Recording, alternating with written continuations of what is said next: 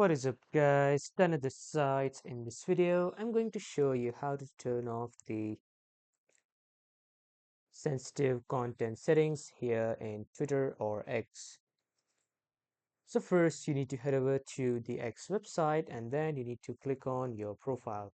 After clicking on your profile, here on the left side you need to click on more and then click on settings and privacy.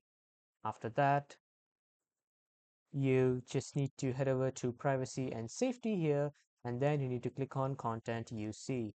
After that you just need to check this checkbox or whatever it appears. You just simply need to turn it on, display media that may contain sensitive contents. And after that, when you click on search settings here, you just simply need to uncheck this, which is the hide sensitive content. So when you uncheck this and then uh, after doing this, you will be able to see sensitive content without any filters in X. So that was all for this video, everyone. Thank you for watching.